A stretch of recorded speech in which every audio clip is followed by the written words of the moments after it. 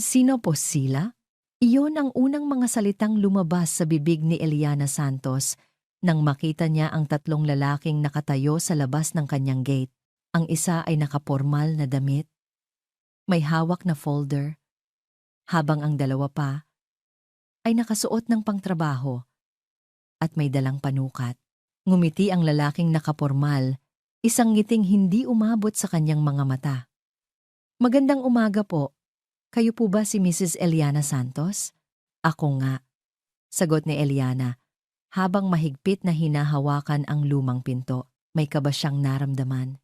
Inilahad ng lalaki ang isang dokumento mula sa kanyang folder. Pinadala po kami ng bagong may-ari ng property na ito. Narito po kami para simulan ang pagsusukat para sa planong demolition at pagpapatayo ng bagong istruktura. Tila nabingi si Eliana. Ano? Anong bagong may-ari? Anong demolition? Nagkakamali yata kayo. Ako ang may-ari ng bahay na ito. Ang ngiti ng lalaki ay napalitan ng pagkaseryoso. Itinuro niya ang isang pangalan sa dokumento ayon po sa deed of sale na pinirmahan ninyo. Ang property na ito ay legal nang nakapangalan kay Mr. Marco Reyes. Marco, ang pangalan ay parang isang kidlat na tumama sa puso ni Eliana. Napahawak siya sa dibdib. Ang hangin ay biglang naging mabigat. Hirap siyang huminga. Naramdaman niya ang panginginig ng kanyang mga kamay. Habang inaabot ang papel, naroon nga ang pangalan ni Marco. At sa ilalim, ang pirma niya. Ang pirma, na kusang loob niyang iginuhit sa papel na akala niya ay para sa isang business loan na tutulong sa pangarap ng kanyang anak. Hindi. Hindi ito totoo. Nagkakamali kayo. Pilit niyang sabi, nanginginig ang boses. Anak ko si Marco. Hindi. Hindi niya ito magagawa sa akin. Naramdaman niya ang unti-unting pag-init ng kanyang mga mata. Isang butil ng luha ang pumatak sa kanyang kamay na hawak ang papel. Ang bahay na ito. Hindi lang ito pader at bubong. Dito sila bumuo ng pangarap ng kanyang yumaong asawang si Ricardo. Ang bawat sulok ay may alaala. Ang halamanan sa harap, kung saan tinuruan ni Ricardo si Marco kung paano magtanim ng santan noong bata pa ito. Ang tumba-tumba sa beranda, kung saan nila pinapanood ang paglubog ng araw. Ang amoy ng kape at sinangag tuwing umaga na inihahanda niya para kay Marco bago pumasok sa trabaho. Marco, anak ko. Bulong niya sa sarili. Isang panalangin na sana ay isa lang itong masamang panaginip. Pasensya na po, ma'am, sabi ng lalaki na may bahid ng awa sa boses. Pero legal po ang lahat ng ito. Mayroon po kayong 1 linggo para lisanin ang pamamahay na ito. 1 linggo, 7 araw para iwanan ang mundo niya. Kasabay noon, isang pamilyar na kotse ang huminto sa tapat ng gate. Bumaba mula rito si Marco. At kasama niya si Isabela, ang kanyang nobya, na nakasuot ng mamahaling damit at madilim na salamin sa mata. Marco, tawag ni Eliana, isang pagsusumamo ang naroon sa kanyang tinig. Anak, sabihin mo sa kanila na nagkakamali sila. Sabihin mo sa kanila na hindi totoo ito. Hindi tumingin si Marco sa kanyang mga mata. Ang tingin niya ay nasa mga lalaki. Okay na ba ang lahat? Nasabi niyo na ba ang kailangan niyang malaman? Tanong niya. Ang boses ay malamig at walang emosyon. Ang dating Marco na kilala niya, ang malambing at mapagmahal na anak, ay tila naglaho. Ang nakatayo sa harap niya ay isang estranghero. Marco, pakiusap. Umiiyak na sabi ni Eliana. Bakit? Bakit mo ito ginagawa sa akin? Sa atin. Si Isabela ang sumagot. Tinanggal ang kanyang salamin at tiningnan si Eliana mula ulo hanggang paa na may pagkasuklam. Huwag na po kayong magdrama, tita. Matagal nang dapat sa amin ito. Marco deserves better. We deserve it better. Sa wakas, tumingin si Marco kay Eliana. Walang pagsisisi, walang pagmamahal, tanging isang malamig na determinasyon. Pasensya na, Nay. Sabi niya, ang salitang Nay ay parang lason na dumaloy sa tenga ni Eliana. Kailangan ko to para sa future namin. Panahon na para isipin ko naman ang sarili ko. Pagkasabi noon, tumalikod na sila. Sumakay sa kotse at mabilis na umalis. Iniwan si Eliana na nakatayo roon nanlulumo, durog, at mag-isa. Ang mga lalaki ay nagsimula ng maglatag ng kanilang mga panukat sa paligid ng halamanan na inalagaan niya ng buong buhay niya. Naramdaman ni Eliana ang pagbagsak ng kanyang mga tuhod sa lupa. Ang mga salita ni Marco ay paulit-ulit na tumatakbo sa kanyang isipan. Kailangan ko to para sa future namin. Panahon na para isipin ko naman ang sarili ko.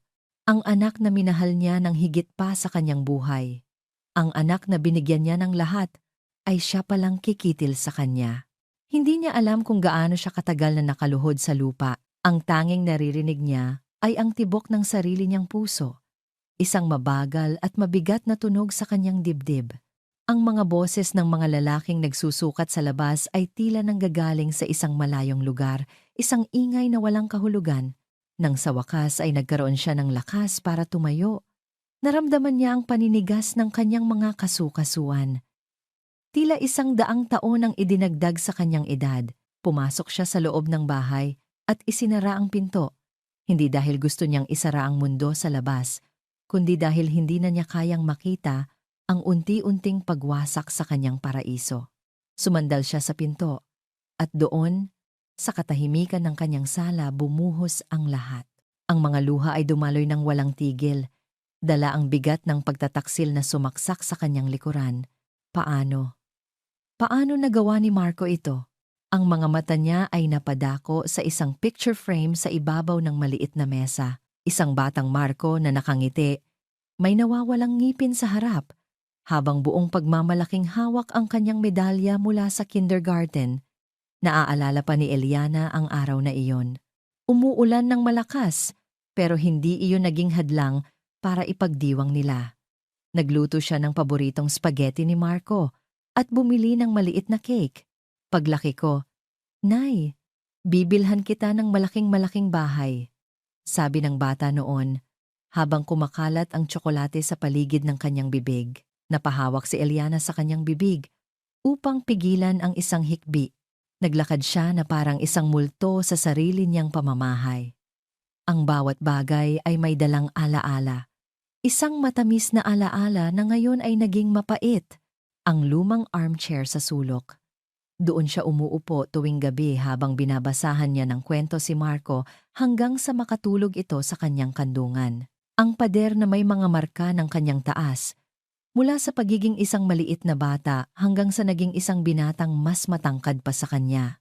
Ang kusina, kung saan tinuruan niya itong magluto ng adobo. Lahat ng iyon, kasinungalingan lang ba? Ang pagmamahal na ipinakita nito, ang mga yakap, ang mga halik sa kanyang noo. Lahat ba iyon ay isang pagpapanggap? Isang sakit na hindi niya maipaliwanag ang kumirot sa kanyang dibdib. Mas masakit pa ito kaysa noong pumanaw ang kanyang asawang si Ricardo. Dahil sa pagkamatay ni Ricardo, ang kalaban niya ay tadhana.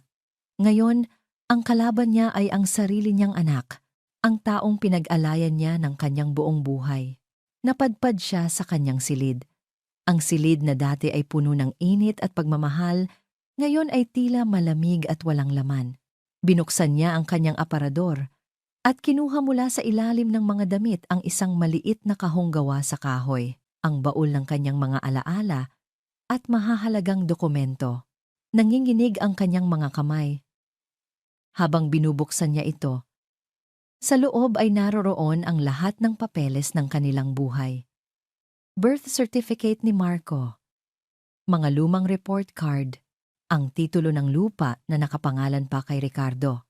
Hinahanap niya ang kahit anong ebidensya, kahit anong maliit na detalye na magpapatunay na isang pagkakamali lang ang lahat, na baka may nagkamali lang ng basa o baka napeke ang dokumento, ngunit naroon ito, nakatupi sa isang sulok. Ang papel na pinirmahan niya, 2 linggo na ang nakalipas, Ang deed of absolute sale. Binasa niya ang mga salitang hindi niya pinansin noon dahil sa bulag na tiwala. Pagsasalin ng karapatan sa pagmamay-ari. Maliwanag, brutal, pinal, naalala niya ang sandaling iyon. Dumating si Marco na may dalang ngiti at isang folder.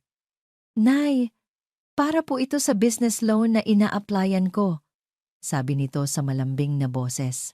"Para sa future natin, kailangan ko lang po ng pirma niyo bilang guarantor." Hindi na siya nagtanong. Ang tiwala niya kay Marco ay buo. Ang pagmamahal niya ay walang hangganan. Ibinigay niya ang pluma sa kamay nito at pinirmahan kung saan man itinuro ng kanyang daliri. "Salamat po, Nay. Mahal na mahal ko po kayo," sabi ni Marco pagkatapos, at niyakap siya ng mahigpit. Ang yakap na iyon.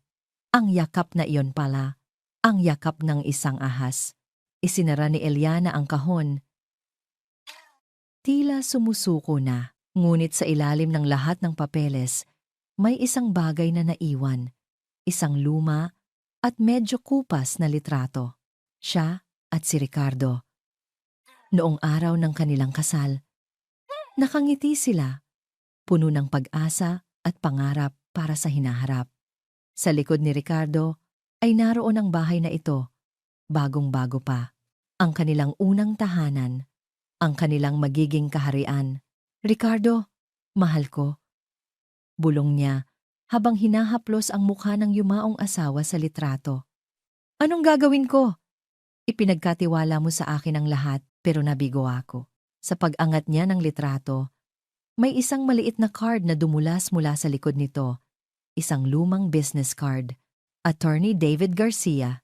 Garcia Associates Law Firm. David, ang matalik na kaibigan at best man ni Ricardo.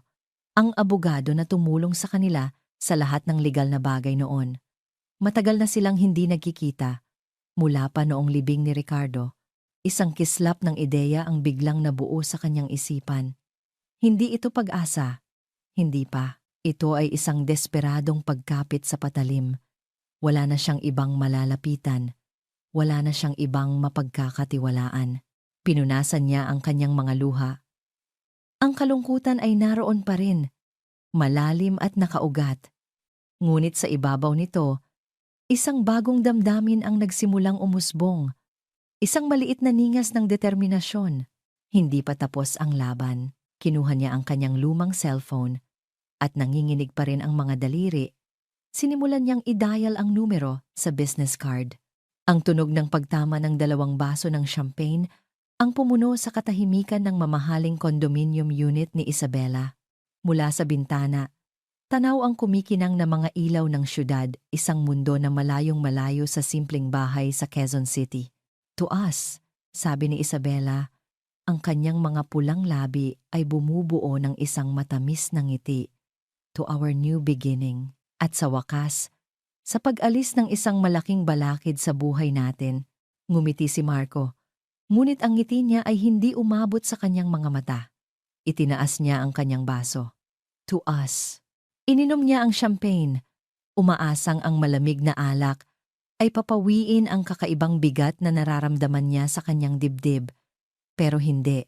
Ang imahe ni Eliana na nakaluhod sa lupa, ang mga mata ay puno ng luha at pagkalito, ay patuloy na bumabalik sa kanyang isipan. Nay, pasensya na.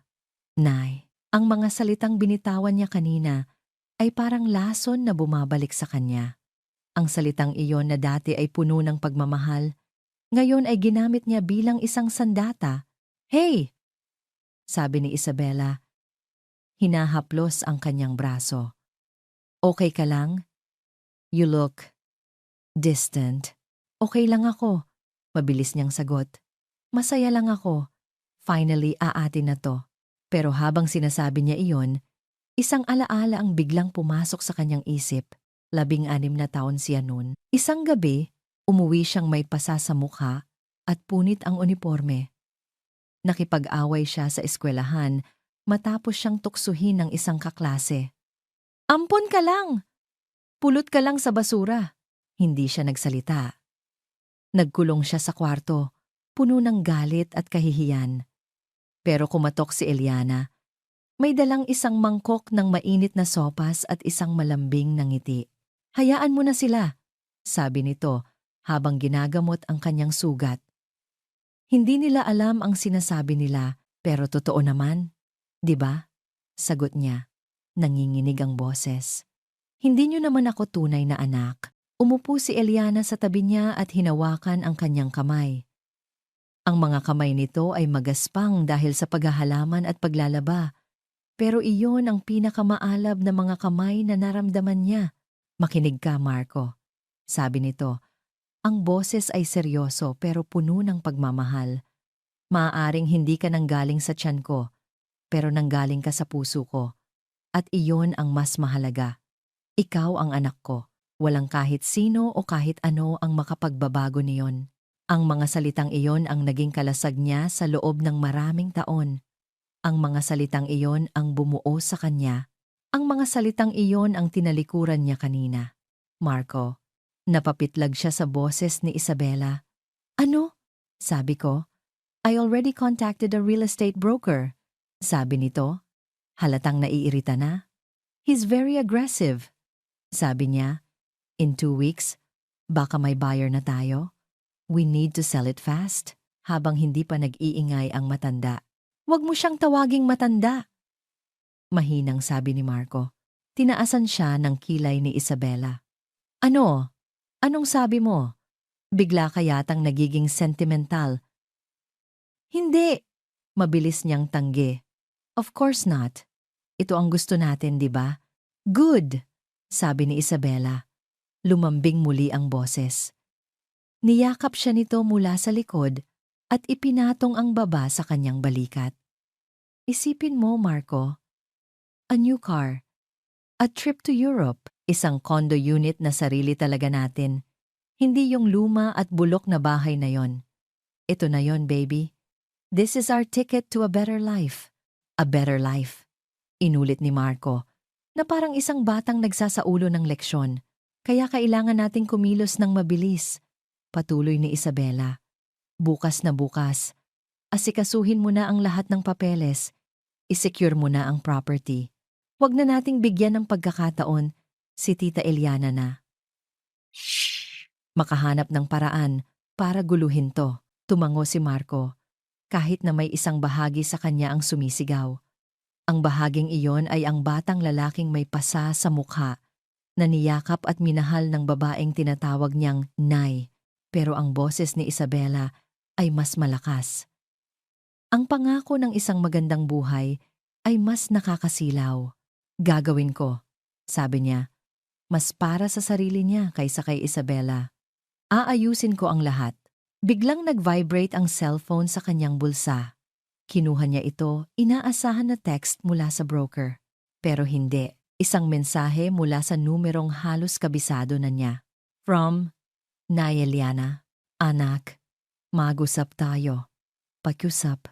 Ang simpleng mensahe na iyon ay tumama sa kanya nang mas malakas kaysa sa kahit anong sigaw o sumpa. Ang pakiusap, ang pagpapakumbaba, naramdaman niya ang panlalamig ng kanyang mga kamay. Ibinaba niya ang cellphone sa mesa na parang isang mainit na bakal. Nakita ito ni Isabella. "Sino yan?" "Wala," mabilis niyang sabi, habang itinatago ang screen.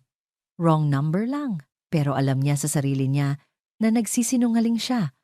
At sa unang pagkakataon mula nang simulan nila ang planong ito, isang butil ng takot ang nagsimulang tumubo sa kanyang puso. Hindi takot sa batas, hindi takot kay Isabela, kundi takot sa kahulugan ng mensaheng iyon. Takot sa pagmamahal na kahit kailan ay hindi niya kayang tumbasan at ngayon ay sinisira niya. Kinabukasan, ang sinag ng araw na tumatama sa bintana ay hindi na nagdala ng anumang init sa puso ni Eliana. Ang bahay na dati pero ang kanyang tindig ay kasing tatag pa rin ng dati. Ngumiti ito. Nang makita siya niyang tinuring na kanlungan, ay tila naging isang malamig na hawla ang bawat sul. Isang ngiting pamilyar at puno ng paggalang. "Eliana." Bati nito, ang boses ay malumanay. "It's been too long." Kumusta ka na? Tumayo si Eliana Paraok ay isang paalala ng masayang kahapon na ninakaw sa kanya. Hindi niya sinagot ang kamayan siya. Okay lang naman, David. Ikaw? Isang kasinungalingan. Haltext ni Marco. Ano pa ang sasabihin niya? Ang salitang pakiusap ay naatang halata sa kanyang mga mata na hindi siya okay. Huwag na tayong magbolahan, ibigay na niya. Ang puso niya ay naibigay na niya. Ngayon, wala nang natira kundi ang bus. Eliana, sabi ni David, umupo sa kanyang silya at tinitigan siya ng may pag-aalag na mga piraso. Sa halip, ginugol niya ang umaga sa paghahanda. Simple ala, kilala kita. At kilala ko rin si Ricardo. Hindi ka pupunta rito. Kung para lang sa isang simpleng kumustahan. Anong problema? Ang direktang tanong na iyon, ang nagplang ang kanyang isinuot. Isang lumang bestida na paborito ni Ricardo. Tiningnan niya ang kanyang abagsak sa lahat ng pader na pilit niyang itinatayo. Hindi niya napigilan. Ang refleksyon sa salamin. Isang babaeng pagod na may mga mata na namumugto sa kay mga luha ay muling dumaloy. Ikinuwento niya ang lahat. Ang pag-aalaga niya iyak. Ngunit sa likod ng lahat ng iyon, may isang bagong determinasyon. Isang determin kay Marco. Ang pagmamahal, ang tiwala, at ang huli, ang brutal na pagtataksilasyong isinilang mula sa kawalan. Ang opisina ni Attorney David Garcia ay nasa isang mataas na gusali. Ang mga lalaking nagsusukat sa kanyang bakuran. Ang malamig na mga mata ni Marco. Ang isang sa Makati, isang mundong gawa sa salamin at bakal, habang nakaupo siya sa malambot na sofa linggong palugit. Habang nagsasalita siya, kinuha ni David ang deed of sale na dala sa waiting area. Naramdaman ni Eliana ang pagiging maliit. Ang mga taong naglalakad sa niya at binasa ito ng mabuti. Ang kanyang mukha ay unti-unting nagbago mula sa pagpaligid, ay abala at may tiwala sa sarili. Siya, sa kabilang dako, ay parang aalala. Naging pagkabigla at nauwi sa isang tahimik na galit, walang hiya. Mahinang bulong ni David pagkatapos niyang marinig ang lahat. Ginawan ka isang ibong naligaw ng pugad. Mrs. Santos, pwede na po kayo pumasok. Hinihintay na po kayo ni attorney. Tumayo siya. Nanginginig ang mga tuhod niya ng estafa. This is criminal. Anong pwede kong gawin, David? Tanong ni Eliana. Ang boses ay basag. Wala na akong lakas para lumaban. Odd. At pumasok sa isang malaking opisina na may malawak na bintanang tanaw ang buong syudad. Sa likod ng isang malaking mesa na gawa sa mahogany, isang lalaking may buso mandal si David sa kanyang silya. May laban, Eliana. May malaking laban. Pero kailangan nyok na medyo puti na sa kanyang mga sentido ang tumayo at ngumiti. Eliana, ating maging praktikal. Ang pag-file ng kaso ay magastos. Matagal. Kakain ng oras, sabi ni Attorney Garcia. Ang boses ay malumanay at puno ng init. It's been a long time. At pera. Mayroon ka bang sapat na resources para tustusan ito? Ito na ang sandali. Ang sand. Kumusta ka na? Ang simpleng tanong na iyon ay halos magpaiyak muli sa kanya. Tangali para sabihin ang sikretong itinago niya sa lahat, kahit kay Marco, sa loob ng halos 10 taon. Okay lang naman po, attorney. David, maupo ka. Sabi nito, itinuturo ang upuan sa harap ng huminga siya ng malalim. Meron, David. Tumingin siya sa mga mata ng abogado. Noong namatay si Ricardo, hindi lang simpleng atake sa puso ang nangyari. Ang kanyang mesa, pasensya na, at hindi na rin kita nakumusta mula noong, bueno, alam mo na. Nagsimulang manginig ang kanyang boses.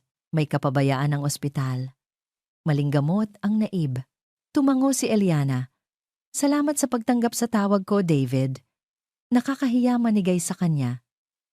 Itinago nila. Pero nalaman ko ang pagkagulat sa mukha ni David. Pero wala na akong ibang maisip na malapitan. Sumeryoso ang mukha ng abogado. Ano ba ang maitutulong ko sa'yo, Eliana? May problema ba? Huminga ng malalim ay hindi maikakaila. Nag-file ako ng kaso. Tahimik. Walang media si Eliana bago inilabas mula sa kanyang bag ang isang sobre. Inilapag niya ito sa mesa. Ayokong malaman ni Marco. Ayokong lumaki siya na may galit sa mundo.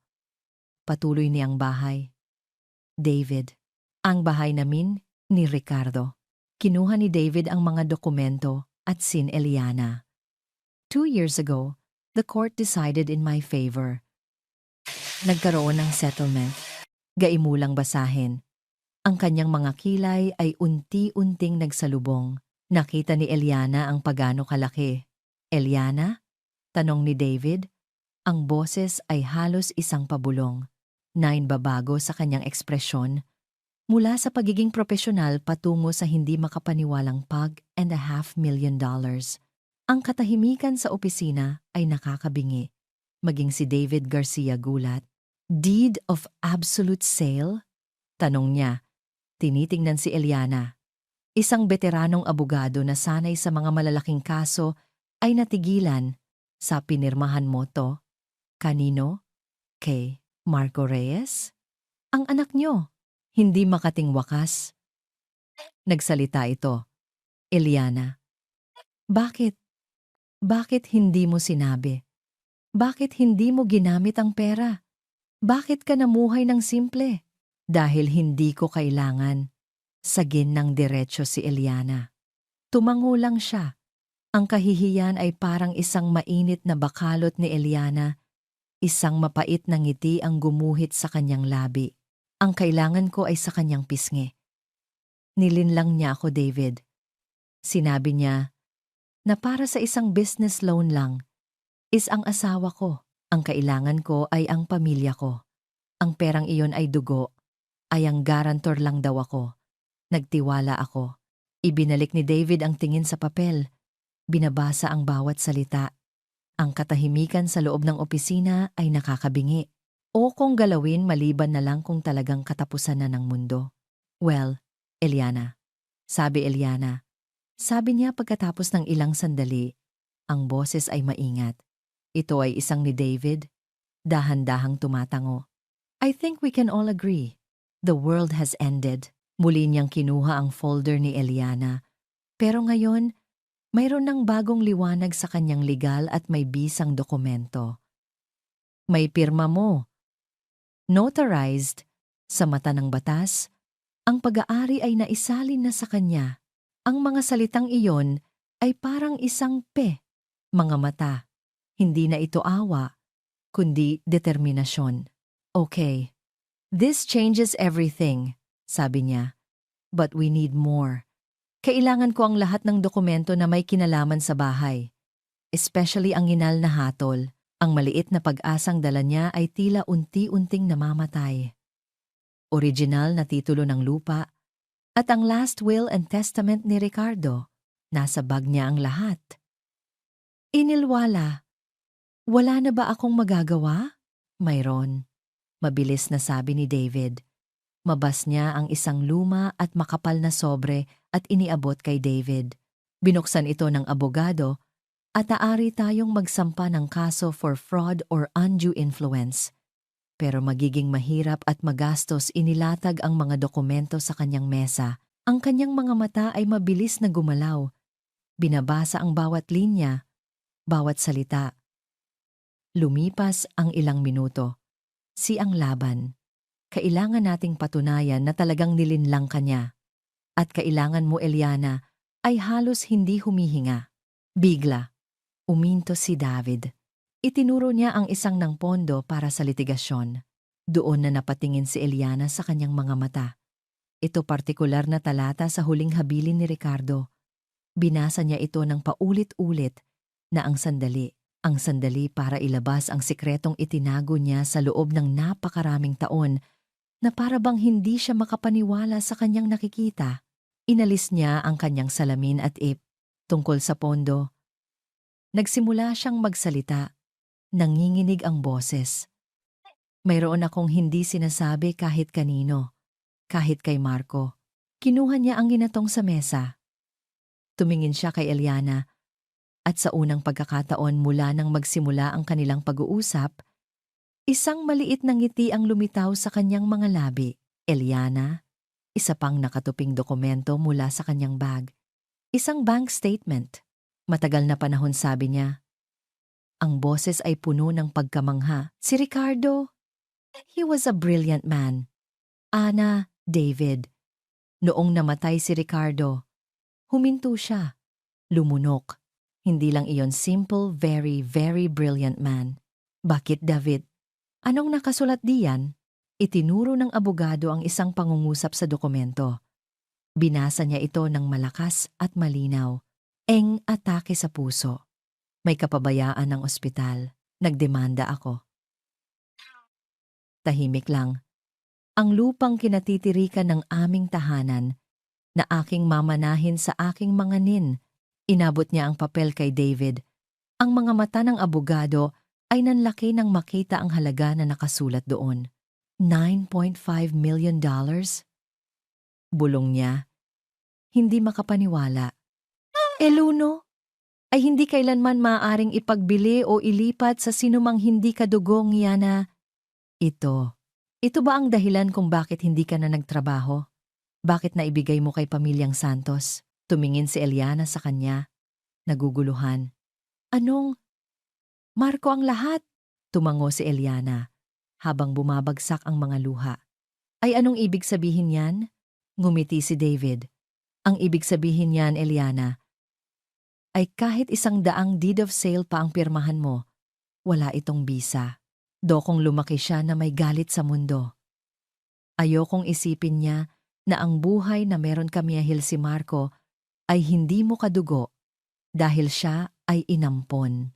Ayon sa batas at ayon sa HA ay galing sa isang trahedya. Gusto ko lang siyang bigyan ng isang normal at masayang buhay.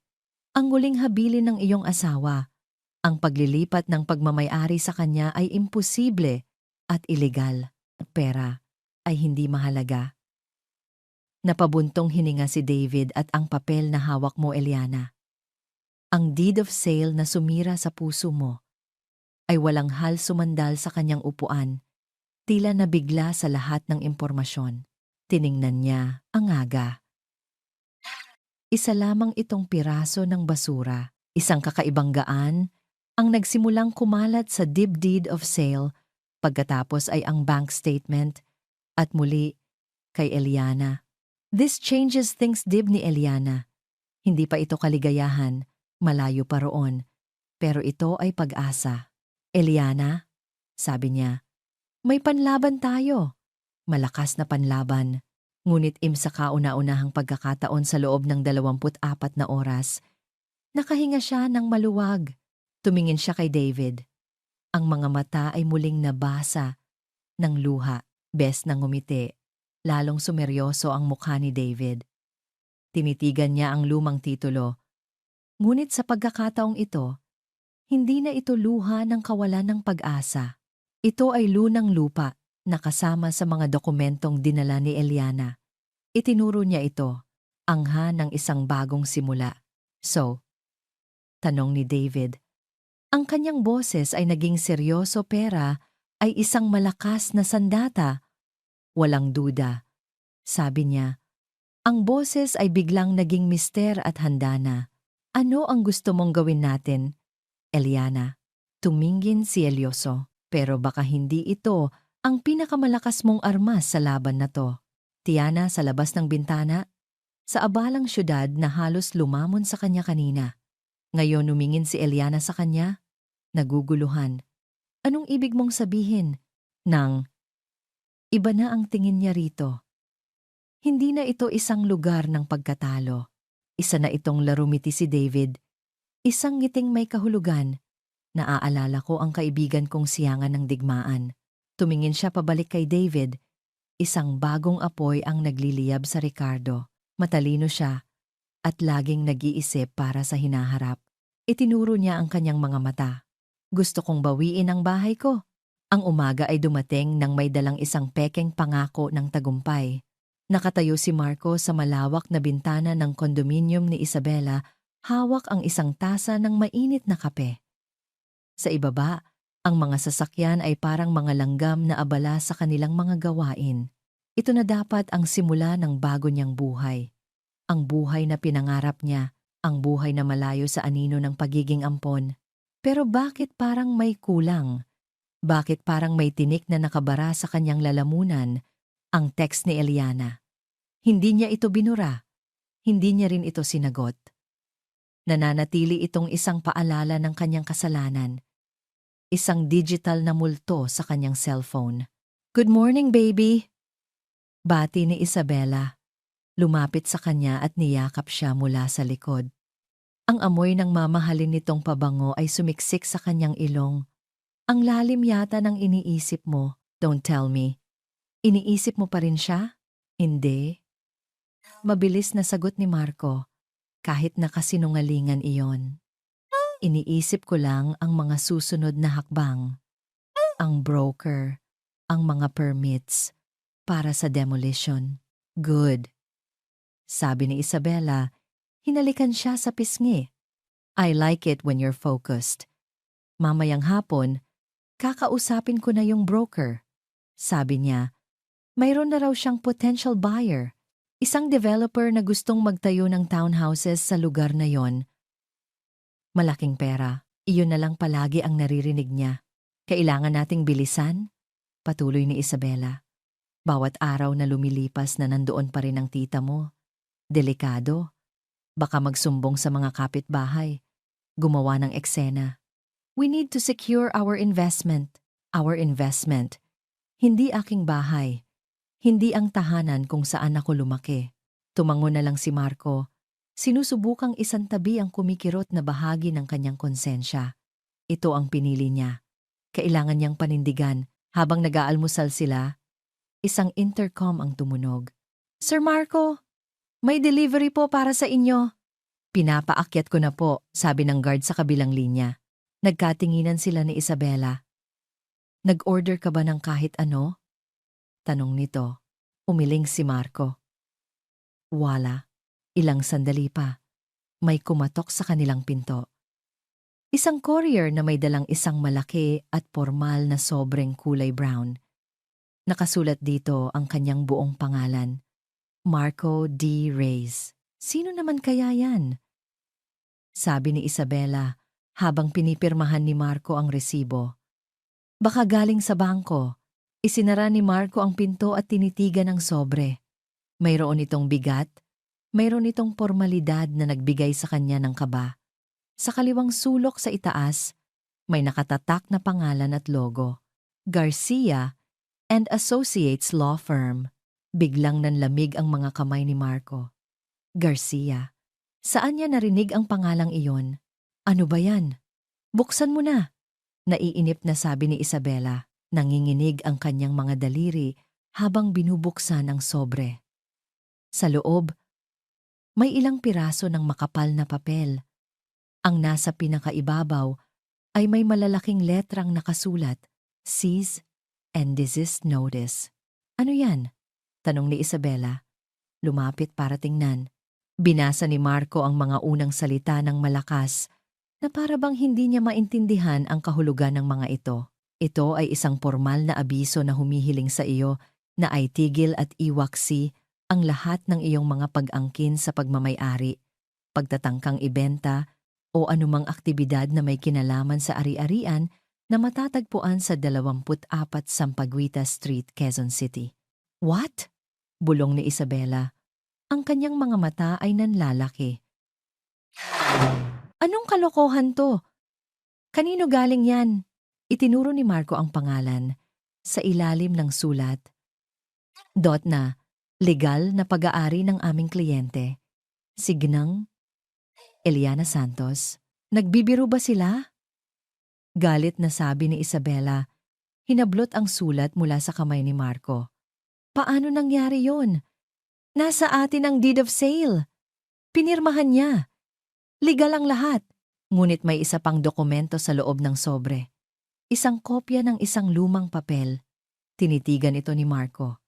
Ito ay ang huling habilin at testamento ng taong itinuring niyang ama, Ricardo Santos. May isang partikular na talata na may dilaw na highlight na para bang sinasadyang ipakita sa kanya ang mga salita ay tila tumalon mula sa papel at sumampal sa kanyang mukha. Binasa niya ito. Isang beses, 2 beses, 3 beses.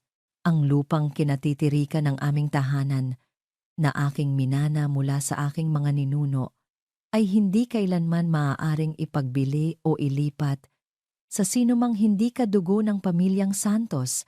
Hindi kadugo, hindi kadugo. Ang 2 salitang iyon ay umalingaw sa kanyang isipan na parang isang malakas na kulog. Ang 2 salitang iyon na palagi niyang kinatatakutan. Ang katotohanang kahit gaano niya kamahal si Eliana at Ricardo, kahit gaano nila siya kamahal, may isang bagay na hindi maipagkakaila. Hindi siya isang Santos. Ano to, Marco? Sigaw ni Isabela. Tinuturo ang papel. Anong ibig sabihin nito? Bakit hindi mo alam to? Hindi ko alam. Wala sa sariling sagot ni Marco. Ang sahig ay tila gumuguho sa ilalim ng kanyang mga paa. Ang lahat ng kanilang mga plano, ang lahat ng kanilang mga pangarap ay biglang naging abo. Paano mong hindi alam? Patuloy ang pagsigaw ni Isabela. Ang kanyang magandang mukha ay nabalot ng galit at pagkasuklam. Ang tanga-tanga mo naman. Hindi mo man lang inalam ang lahat bago ka kumilos. Sabi ko na nga ba masyado kang emosyonal? Masyado kang mahina. Ang mga salita ni Isabela ay parang mga kutsilyong tumutusok sa kanya. Pero mas malakas ang epekto ng mga salita mula sa testamento. Lahat ng ito para sa wala.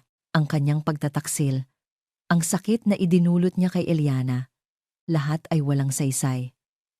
Ang deed of sale na hawak niya ay isa lang palang walang kwentang papel. Sa gitna ng mga sigaw ni Isabela at ng gumuguhong mundo ni Marco, isang tunog ang pumailan lang. Ang kanyang cellphone. Nagri-ring. Tiningnan niya ang screen. Ang puso niya ay kumakarera. Isang hindi rehistradong numero ang tumatawag. Ngunit sa ilalim nito, may isang pangalan na lumitaw mula sa kanyang mga lumang contact. Isang pangalang hindi niya naisip na makikita niyang muli. Isang pangalang nagpatigil sa kanyang paghinga. Ate David Garcia. Nakatitig lang siya sa screen. Hindi makagalaw. Sa isang banda ay si Isabela na sumisigaw. Sa kabilang banda ay ang teleponong nagri-ring. Ang tunog ng kanyang kahapon at ng kanyang kinabukasan na nagbabanggaan. Ang laro ay nagbago. At sa unang pagkakataon, natanto ni Marco na hindi siya ang naglalaro. Siya ang nilalaro. Ang mga sumunod na araw ay kakaiba. Ang bahay, na dati ay parang isang bilangguan ng kalungkutan, ay unti-unting nagbago.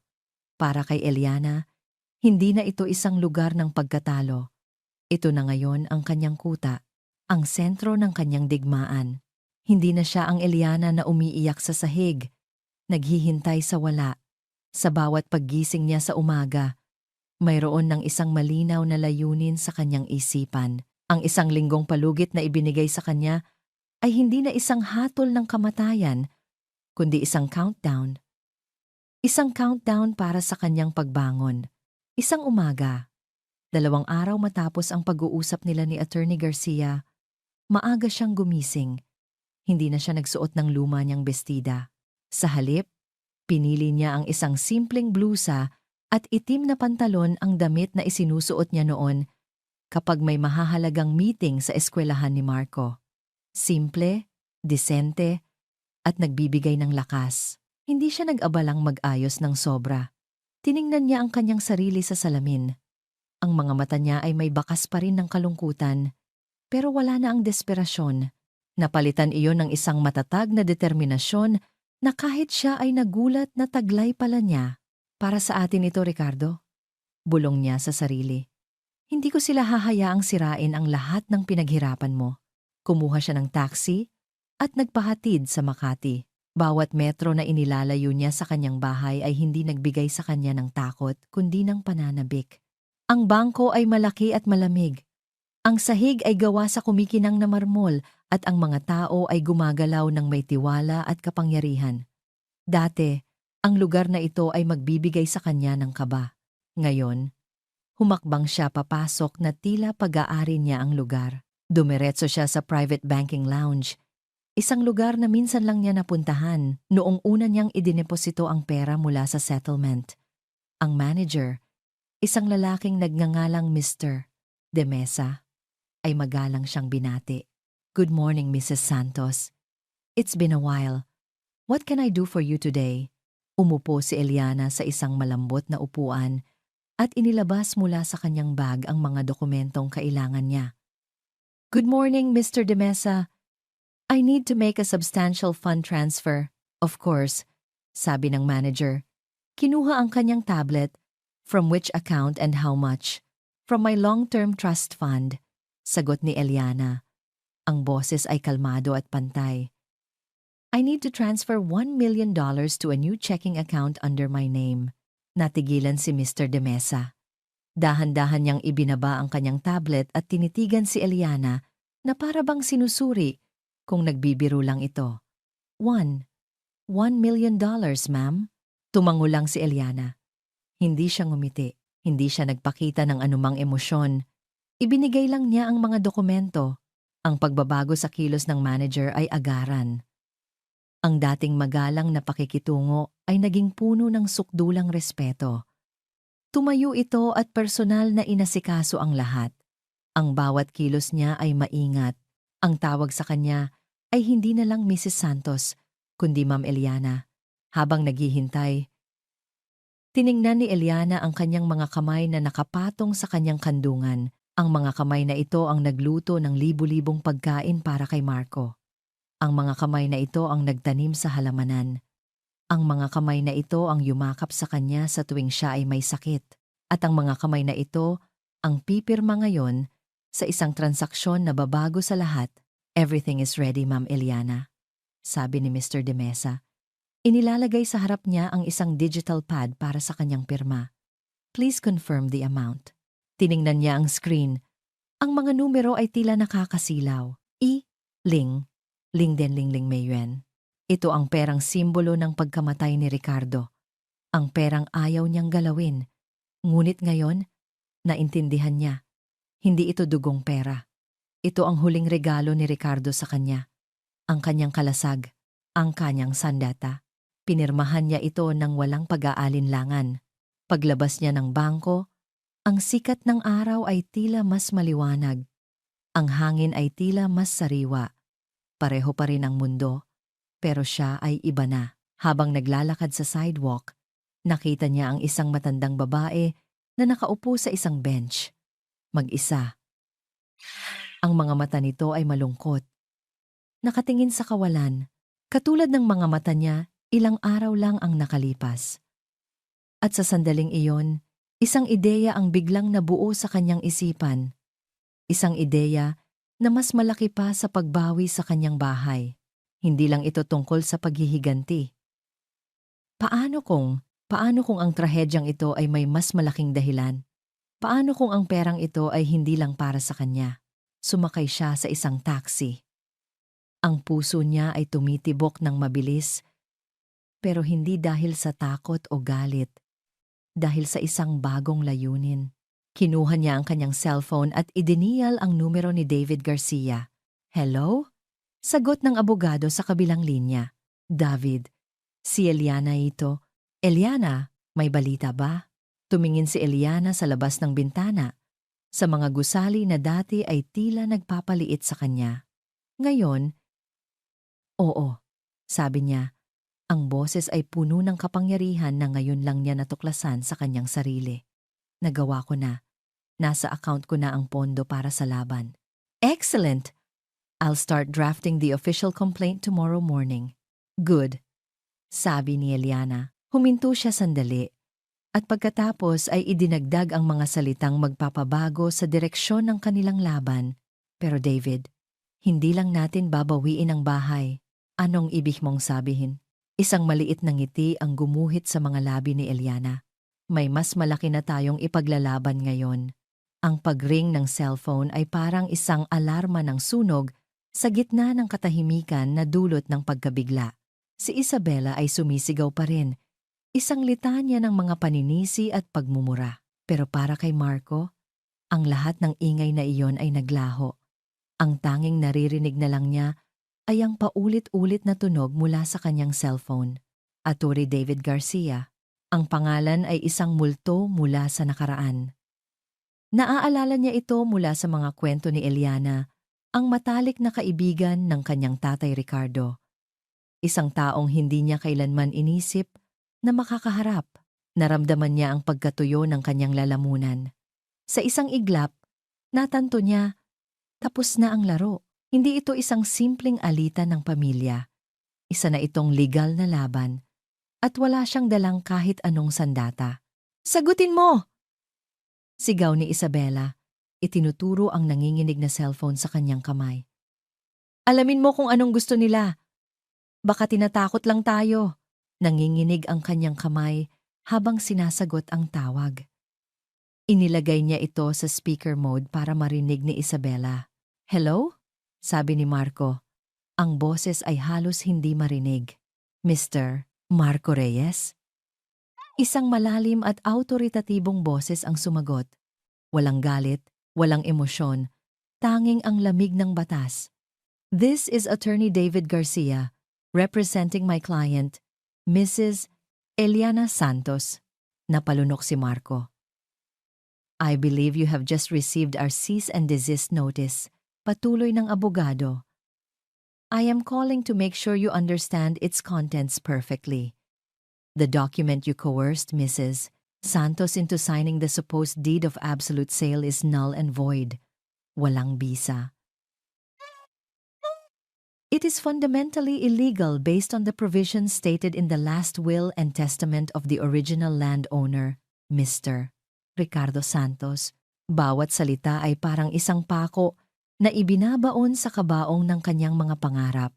Wala kayong karapatan sa property na iyon, Mr. Reyes.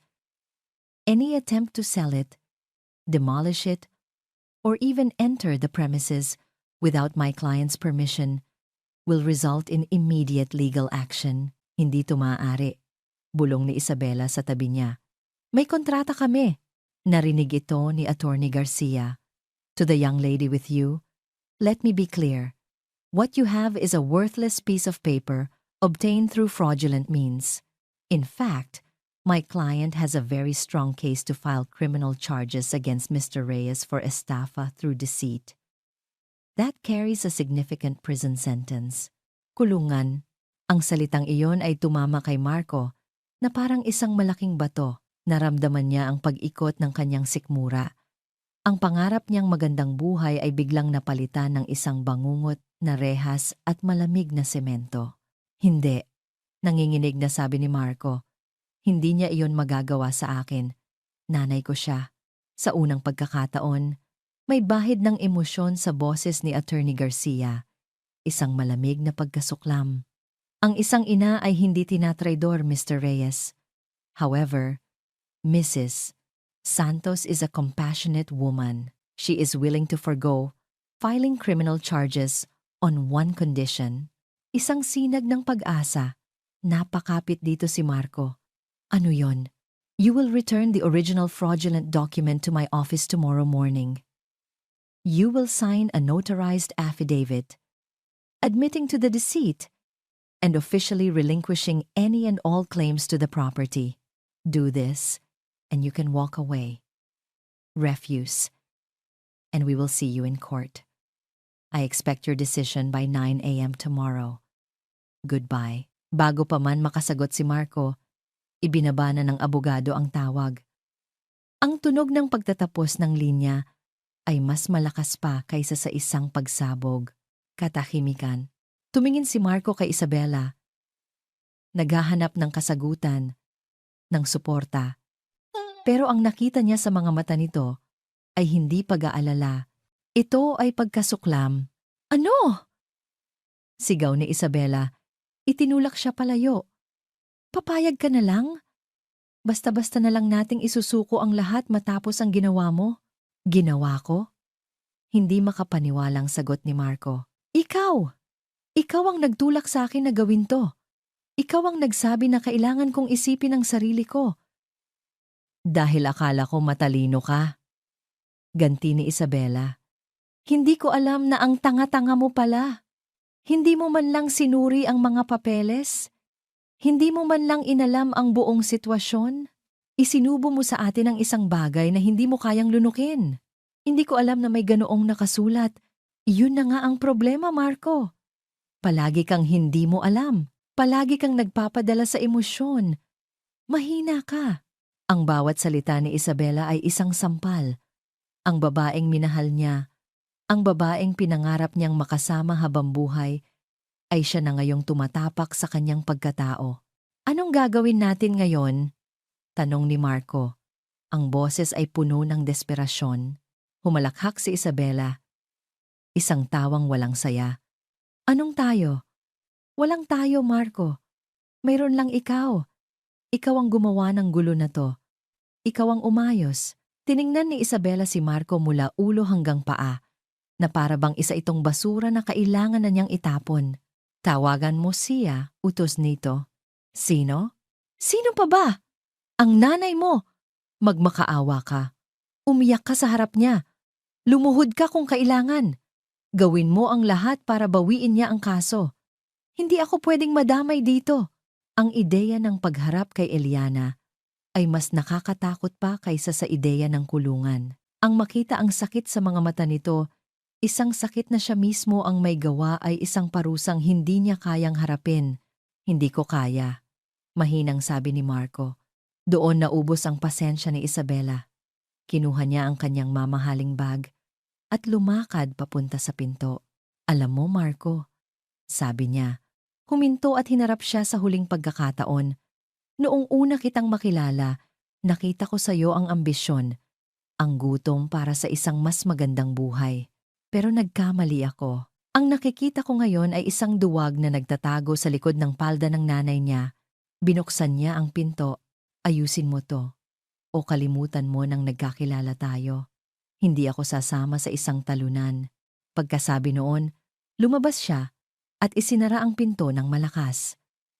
Ang kalabog ay umalingaw-ngaw sa buong unit at sa buong buhay ni Marco.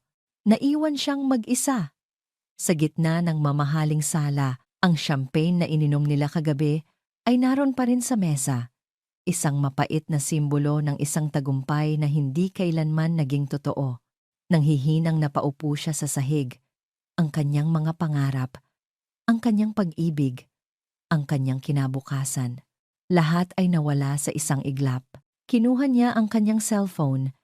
Nanginginig ang kanyang mga daliri habang hinahanap ang isang numero sa kanyang contacts. Nakatitig lang siya sa pangalan sa screen. Nay Eliana. Ang pangalan ng simula at ngayon ay ang pangalan din ng kanyang katapusan. 9:09 nga umaga. Ang orasan sa dingding ay tila isang hukom. Ang bawat pag-ikot ng kamay nito ay isang paghampas ng martilyo. Nakaupo si Eliana sa kanyang paboritong tumba-tumba sa beranda. May hawak na isang tasang kape na kanina pa lumamig. Ang halamanan sa harap niya ay payapa, taliwas sa unos na nagaganap sa kanyang dibdib. Ito ang deadline. Ang oras na ibinigay ni David kay Marco. Hindi niya alam kung ano ang aasahan. Isang bahagi niya, ang bahagi ng isang ina, ay umaasang tatawag si Marco. Iiyak at hihingi ng tawad. Handa ba siyang patawarin ito? Hindi niya alam, pero ang ideya ng pagpapatawad ay isang pamilyar na kumot na gusto niyang ibalot sa kanyang sarili. Ngunit ang isa pang bahagi niya, ang bahaging isinilang mula sa pagtataksil, ay alam na hindi na ganoon kasimple ang lahat. Ang tiwala, kapag nabasag, ay hindi na maibabalik sa dati. Tumingin siya sa gate, walang anino ni Marco. Walang kotse. Walang kahit ano. Nang tumunog ang kanyang cellphone. Eksaktong 9:05 a.m., napatalon siya sa kanyang upuan. Ang pangalan ni David Garcia ang nasa screen. Huminga siya ng malalim bago sagutin. David? Good morning, Eliana. Sabi ng abogado. Ang boses ay kalmado at propesyonal. Just giving you an update. Tapos na. Anong ibig mong sabihin? He didn't show up personally. Paliwanag ni David. He sent a courier. Nasa akin na ang original na deed of sale. At ang pinirmahan niyang affidavit, notarized. Inaamin niya ang panlilinlang at isinusuko ang lahat ng karapatan sa property. In short, Eliana, panalo tayo. Panalo. Inulit ni Eliana ang salita sa kanyang isipan. Panalo. Pero bakit walang tamis? Bakit walang pakiramdam ng tagumpay? Ang naramdaman niya ay isang malalim at nakakapanghinang kalungkutan. Isang pakiramdam ng pagtatapos.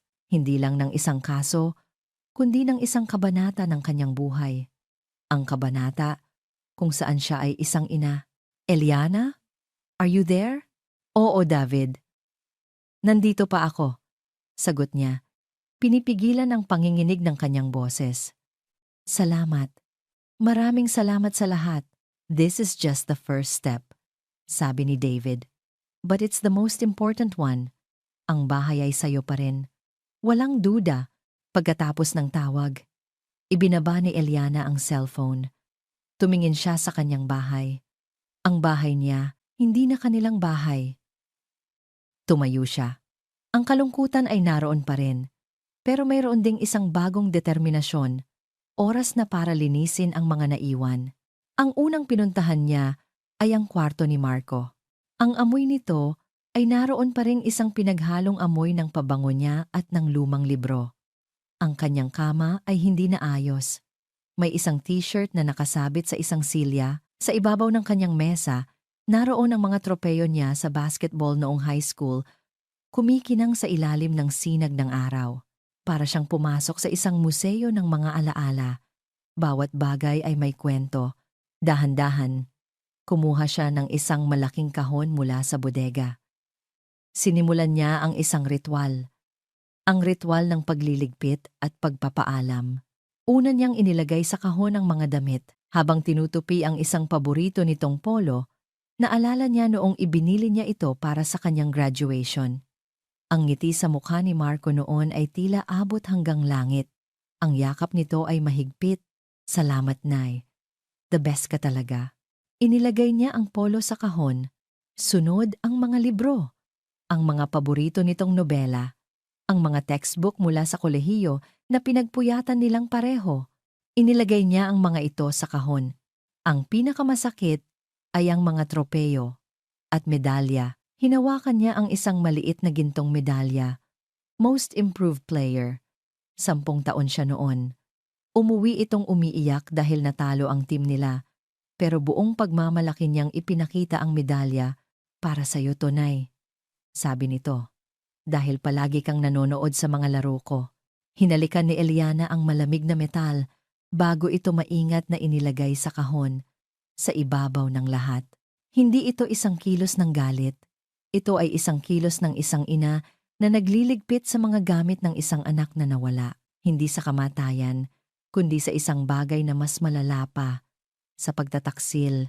Nang matapos siya, ang kwarto ay halos walang laman na. Malinis, pero walang buhay. Isinara niya ang kahon at tinakpan ito. Itinabi niya ito sa isang sulok ng bodega. Hindi niya ito itatapon. Hindi pa. Pagkatapos noon, nagsimula siyang maglinis ng buong bahay.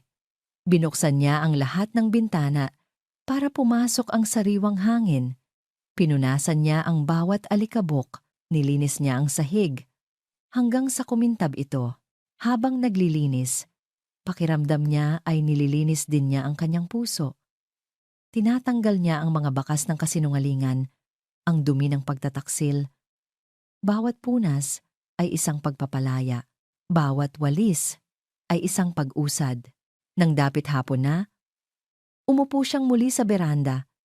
Pagod ang kanyang katawan, pero sa unang pagkakataon sa loob ng maraming araw, gumaan ang kanyang pakiramdam. Ang bahay ay humihinga muli, at siya rin. Ang katahimikan ay payapa na ngayon, hindi na mabigat. Ngunit ang katahimikan na iyon ay biglang binasag ng isang tunog. Ding-dong! Ang tunog ng doorbell. Napahinto si Eliana. Hindi niya inaasahan ang kahit sinong bisita. Imposibleng si Marco. Hindi rin si David. Dahan-dahan siyang lumakad papunta sa pinto. Sumilip siya sa peephole, isang babaeng hindi niya kilala ang nakatayo sa labas. Nakapormal itong kasuotan, may dalang folder, at may isang pilit na ngiti sa kanyang mga labi. Mukha itong isang ahente. "Magandang hapon po," sabi ng babae mula sa labas. Ang boses ay matamis ngunit halatang peke. "Nandyan po ba si Mr. Marco Reyes? Ako po yung real estate broker. Narito po ako para tingnan ang property na ibebenta." Napatitig si Eliana sa pinto. Ang huling piraso ng gulo na iniwan ni Marco ay narito na sa kanyang pintuan. Huminga siya ng malalim. Hinawakan niya ang doorknob. Ito na ang pagkakataon para ipakita sa mundo at sa kanyang sarili kung sino na ang bagong Eliana Santos. Dahan-dahan niyang binuksan ang pinto. Ang ngiti ng real estate broker ay kasing kinang ng alahas na suot niya pero kasing babaw ng isang tuyong ilog. "Good afternoon po," bati nito. Iniaabot ang isang kamay na puno ng singsing. "I'm Jessica po from Prime Realty. Hinahanap ko po si Mr. Marco Reyes. May usapan po kami na titingnan ko ang property today." Hindi inabot ni Eliana ang kamay nito. Sa halip, magalang ngunit matatag siyang tumayo sa may pintuan. Isang buhay na pader sa pagitan ng nakaraan at ng kanyang bagong simula. "Magandang hapon din sa'yo, miss," sagot ni Eliana. Ang boses ay kalmado na walang bahid ng galit o kaba. "Pasensya na, pero nagkakamali ka yata ng address." Nawala ang ngiti ni Jessica. "Po, ito po ang 24 Sampaguita Street, hindi po ba? Ito po ang address na ibinigay sa akin ni Sir Marco." "Tama ka sa address," paglilinaw ni Eliana. "Pero nagkakamali ka sa pangalan. Walang Marco Reyes na may-ari ng bahay na ito." Tinaasan ng kilay ang broker. "Pero, kaano-ano po ninyo si Sir Marco?" Kasi sabi niya, in charge daw siya sa pagbebenta nito. Sa sandaling iyon, isang imahe ang pumasok sa isip ni Eliana. Ang sarili niya na nakaluhod sa lupa, umiiyak at nagmamakaawa. Ang dating Eliana ay marahil magpapaliwanag, magkukuwento, at magiging emosyonal. Ngunit ang bagong Eliana ay hindi na ganoon. "Ako si Eliana Santos," sabi niya. "Ang bawat salita ay may bigat at katotohanan, at ako ang nag-iisang legal na may-ari ng bahay at lupa na ito, at hindi ito ibinebenta." Ang awtoridad sa kanyang boses ay hindi maikakaila. Napaurong si Jessica. Halatang nagulat sa hindi inaasahang pagbabago ng sitwasyon. "Pero, may pinakita siyang papeles sa akin." "Ang mga papel na iyon ay wala ng bisa," putol ni Eliana. "Kung gusto mong malaman ang buong detalye, maaari mong tawagan ang abogado ko. Ngayon, kung wala ka ng ibang kailangan, marami pa akong gagawin."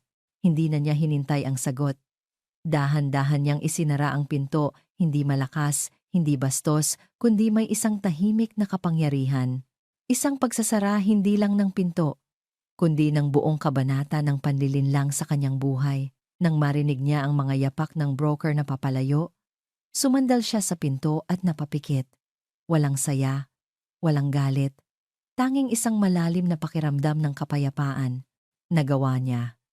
Naharap niya ang huling anino ng plano ni Marco nang hindi nanghihina. Naglakad siya papunta sa sala at umupo. Ang bahay na nilinis niya ay tila mas maluwag, mas maliwanag. Ngunit ngayon, ang kaluwagan ay nagbigay sa kanya ng isang bagong tanong. Ano ngayon? Nasa kanya na ang bahay. Ligtas na ang kanyang tahanan. Ngunit para saan? Para mabuhay siyang mag-isa sa gitna ng mga alaala? Ang imahe ng matandang babae sa parke ay bumalik sa kanyang isipan. Ang mga matang walang buhay. Ang kalungkutan ng pag-iisa. Ilang babae kaya ang katulad ko?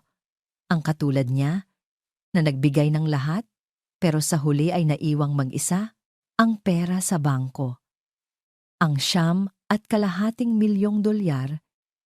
hindi iyon para lang sa kanya.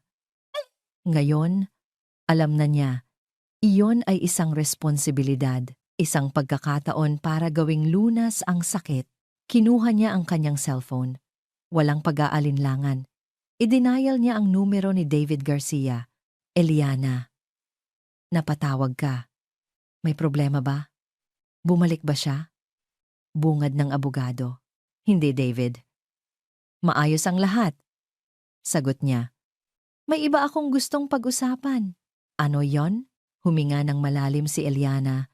Pinapakalma ang tibok ng kanyang puso na puno ng isang bagong pananabik. David, gusto kong gamitin ang pera. Para sa kaso? Hindi na kailangan. Panalo na tayo. Hindi, sabi ni Eliana. Para sa isang bagay na mas malaki, gusto kong magtayo ng isang foundation. Natahimik si David sa kabilang linya. Isang foundation? Para saan? Para sa mga babaeng tulad ko.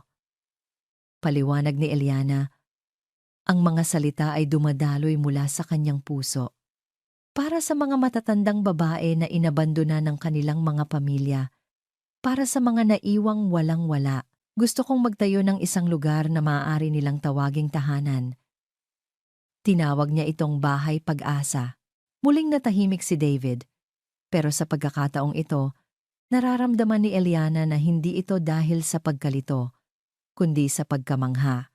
Eliana, sabi nito pagkaraan ng ilang sandali, ang boses ay puno ng paggalang. That is a very noble idea. Pero alam mo ba kung gaano kalaki ang trabahong kailangan dyan?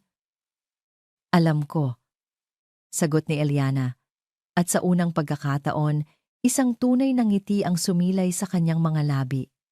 Kaya nga, tinatawagan kita. Kailangan ko ng pinakamagaling na abogado. Hindi agad sumagot si David. Ang tanging narinig ni Eliana ay ang malalim na pagbuntong hininga nito. Ang tatay Ricardo mo, sabi nito sa wakas, ang boses ay bahagyang nanginginig. He would be so incredibly proud of you right now, Eliana. Ako mismo, I'm proud of you. Ang mga salitang iyon ay mas matamis pa kaysa sa salitang panalo. So, tutulungan mo ako? Isang mahinang tawa ang narinig niya mula sa kabilang linya. Tutulungan? Eliana, I would be honored to be a part of this. Simulan natin ang mga papeles, bukas na bukas. Pagkababa ng telepono, naramdaman ni Eliana ang isang enerhiya na matagal na niyang hindi naramdaman. Tumayo siya at naglakad papunta sa lumang pag-aaral ni Ricardo. Isang silid na bihira niyang pasukin. Binuksan niya ang isang lumang aparador at kinuha ang isang kahon ng mga gamit ni Ricardo. Sa loob, sa ilalim ng mga lumang kontrata at resibo, naroon ang kanyang mga gamit sa pag-draft mga T-square, triangle, at isang set ng mga mamahaling technical pen. Inilabas ni Eliana ang mga ito at inilapag sa ibabaw ng malinis na mesa. Kumuha siya ng isang malinis na papel. Hindi niya alam kung paano mag-arkitekto. Hindi niya alam kung paano magdisenyo ng isang gusali. Pero habang nakatayo siya roon, sa ilalim ng liwanag ng papalubog na araw, tiningnan niya ang kanyang bahay hindi bilang isang lugar ng mga alaala, kundi bilang isang blueprint. Hindi na ito isang tahanan na kailangan niyang protektahan mula sa nakaraan. Ito na ang pundasyon na kanyang pagtatayuan para sa hinaharap. Isang taon ang lumipas. Ang bahay sa 24 Sampaguita Street ay hindi na ang dating tahimik na tahanan ni Eliana Santos. Ang lumang gate na kahoy ay napalitan ng isang mas malaki at bukas na arko na may nakaukit na mga salita. Bahay Pag-asa. Ang halamanan na dati ay puno lang ng mga santan at gumamela ay mayroon na ngayong mga bangko kung saan nagkukwentuhan ang mga matatandang babae. Ang kanilang mga tawa ay sumasabay sa ihip ng hangin. Ang dating sala ni Eliana ay isa ng common area, puno ng mga libro, sinulid para sa pagniniting, at isang telebisyon na palaging nakatutok sa mga lumang pelikulang Tagalog. Ang bahay ay hindi giniba, gaya ng plano ni Marco. Sa halip, ito ay pinalaki. Nagpatayo si Eliana ng isang bagong wing sa likod bahay. na may 10 malinis at maaliwalas na silid para sa mga residente nito. Ang kanyang sariling kwarto ay nanatili sa dati, ngunit hindi na siya natutulog mag-isa. Ang buong bahay ay puno ng buhay. Si Eliana, na dating kilala lang bilang biyuda ni Ricardo o ang nanay ni Marco, ay kilala na ngayon sa buong komunidad bilang Nanay Eliana, ang tagapagtatag at puso ng Bahay Pag-asa. Isang hapon, habang abala siya sa pagtulong sa kusina para sa merienda, isang staff ang lumapit sa kanya. "Nanay Eliana," sabi nito, "may bisita po kayo sa labas. Ayaw pong pumasok. Hinihintay po kayo sa may gate." "Sino raw?" tanong niya habang pinupunasan ang kanyang mga kamay. Hindi po nagpakilala, pero mukhang pamilyar po siya. Nag-iwan ng isang bakas ng kaba sa dibdib ni Eliana ang mga salitang iyon. Dahan-dahan siyang lumabas, tinahak ang landas na puno ng mga bagong halaman at narating ang gate. Nakatayo roon ang isang lalaki. Payat. Ang dating mamahaling damit ay napalitan ng isang simpleng t-shirt at pantalon. Ang buhok ay magulo, at ang mga matang iyon, na dati ay puno ng ambisyon at lamig, ay puno na ngayon ng isang bagay na matagal nang hindi nakikita ni Eliana doon. Pagsisisi. "Marco," bulong niya. Nang marinig ni Marco ang kanyang boses, dahan-dahan itong lumingon. Hindi ito makatingin ng diretsyo. Ang tingin niya ay nasa lupa. "Nay," sabi niya, ang boses ay paos at basag. "Narinig ko po ang tungkol sa lugar na ito. Gusto ko lang pong makita." Katahimikan. Tanging ang tunog ng tawanan mula sa loob ang maririnig. "Maganda po," sabi ni Marco, tumutukoy sa bahay. "Mas maganda pa kaysa dati." Hindi alam ni Eliana kung ano ang sasabihin. Ang galit ay matagal nang nawala. Ang sakit ay naghilom na. Bagamat may peklat na naiwan, ang nakikita niya ngayon sa harap niya ay hindi isang halimaw, kundi isang batang naligaw ng landas, na sa wakas ay nakahanap ng daan pa uwi. "Iniwan niya ako," biglang sabi ni Marco. Ang tingin ay nasa malayo pa rin, si Isabela. Noong nalaman niyang wala na akong makukuhang pera, nawala na lang siya, na parang bula. "I'm sorry to hear that," mahinang sabi ni Eliana. "At totoo iyon. Lahat ng pinag-ipunan ko, naubos." Patuloy ni Marco. Isang mapait na tawa ang kumawala sa kanyang lalamunan. "Ang mga kaibigan ko, nawala rin. Sa huli, wala pala akong ibang matatakbuhan. Wala pala akong pamilya." Sa wakas, tumingin si Marco sa kanyang mga mata. At doon, nakita ni Eliana ang mga luhang pilit nitong pinipigilan. "Maliban po sa inyo, Nay, kayo na tinalikuran ko. Kayo na sinaktan ko ng sobra-sobra." Napaluhod si Marco sa lupa. Ang parehong lugar kung saan si Eliana ay lumuhod 1 taon na ang nakalipas. Ngunit hindi na ito semento at damo. Isa na itong hardin. "Patawarin niyo po ako, Nay," umiiyak niyang sabi. Patawad po sa lahat." Ang mga luha ni Marco ay ang ulan na matagal nang hinihintay ng tuyong lupa sa puso ni Eliana. Dahan-dahan, lumabas siya ng gate. Lumuhod siya sa harap ni Marco at hinawakan ang kanyang mukha. Mainit ang mga luha nito. Hindi siya nagsalita. Sa halip, ginawa niya ang isang bagay na 1 taon na niyang hindi ginagawa. Niyakap niya ang kanyang anak.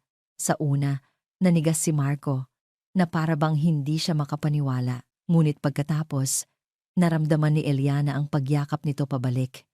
Isang yakap na mahigpit, desperado, at puno ng lahat ng sakit at pagsisisi na kinimkim nito sa loob ng 1 taon. "Anak ko," bulong ni Eliana sa kanyang tenga. "Anak pa rin kita." Ang pagpapatawad ay hindi isang salita. Ito ay isang yakap, isang pagtanggap, isang pag-unawa na lahat ay nagkakamali. At ang tunay na pagmamahal ay ang kakayahang makita ang sirang piraso ng isang tao at mahalin pa rin ito.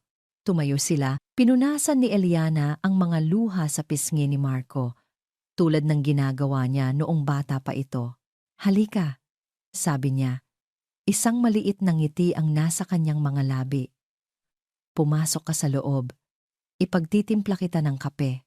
Nag-aalangang tumingin si Marco sa mga babaeng nakaupo sa hardin. Pero, Nay, nakakahiya. Hinawakan ni Eliana ang kanyang kamay. Ang pagkakahawak na iyon ay mahigpit at puno ng katiyakan. "Hindi ito ang bahay ko lang, Marco. Tahanan ito ng lahat ng gustong magsimulang muli." Ang mga salitang iyon na puno ng pag-unawa at walang bahid ng panunumbat ang nagbigay kay Marco ng lakas para ihakbang ang kanyang mga paa. Habang naglalakad sila papasok sa gate, ang ilang mga residente, mga lola na may mga ngiti sa kanilang mga labi ay tumingin sa kanila. "Nanay Eliana, may bisita ka pala."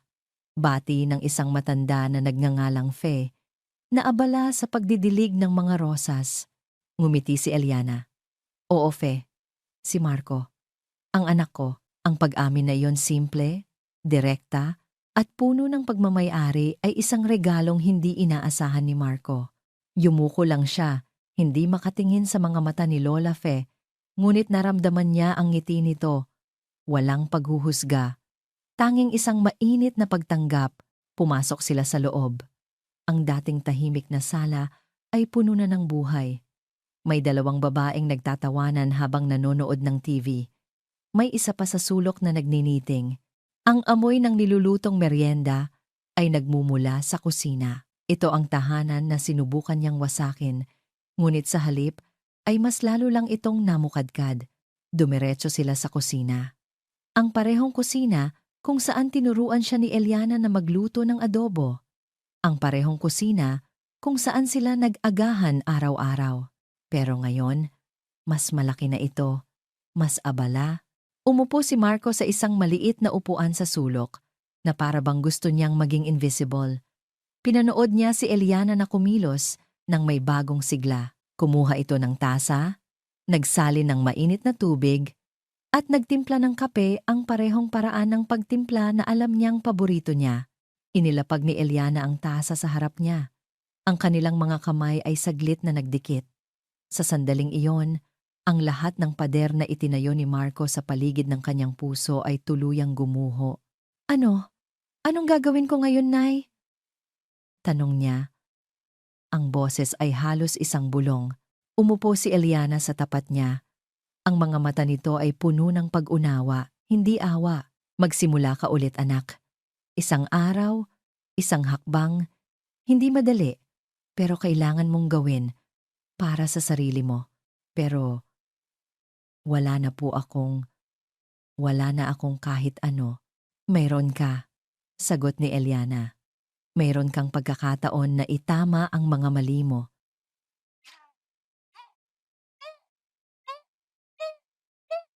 At iyon, anak, ay isang bagay na hindi nabibili ng pera.